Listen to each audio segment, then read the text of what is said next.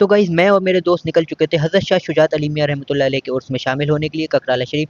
हम अपने घर से पहुंचते हैं, सवारी का इंतजार करते हैं और सवारी मिल जाती है। तो सवारी मिलते ही हम निकल जाते हैं बरेली जंक्शन की ओर। बरेली जंक्शन पर हम कुछ देर में पहुंच जाते हैं। तो यहाँ पर हम आके देखते हैं हमारी ट्रेन एक छूट चुकी थी और एक ट्रेन में काफ़ी टाइम था। तो ट्रेन जब तक नहीं मिलती है जब तक हम पहुंच जाते हैं बगु टी स्टॉल पर और वहाँ पर जाके ब्रेकफास्ट करते हैं और ब्रेकफास्ट करने के बाद हमारी ट्रेन का भी समय हो जाता है। और ट्रेन में बैठते ही ये लोग इतनी बातें करने लगते हैं जैसे सालों से मिले ही ना हो। बातें करते करते हम लोग पहुंच जाते हैं बदायूं रेलवे स्टेशन पर और बदायूं रेलवे स्टेशन पर कदम रखते ही हमें काफ़ी ज़्यादा भीड़ नज़र आती है और ये लोग भी पहुंचते हैं हज़रत शाह शुजात अली मियां रहमतुल्लाह अलैह के उर्स में शामिल होने के लिए।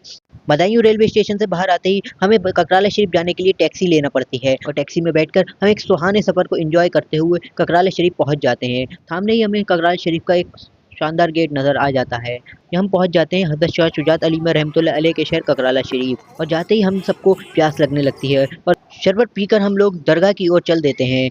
दरगाह की ओर जाते हुए हमें चादरों का एक हुजूम जाता हुआ दिखाई देता है। हम भी इसके पीछे चलते हैं और फिर हम पहुंच जाते हैं राह शाह शुजात अली मियां पर। इस गली में एंटर होते ही हमें एक शानदार नज़ारा देखने को मिलता है। दोनों तरफ हरियाली और बीच में सजावट। आगे चलते रहते हैं तो भीड़ बढ़ती रहती है।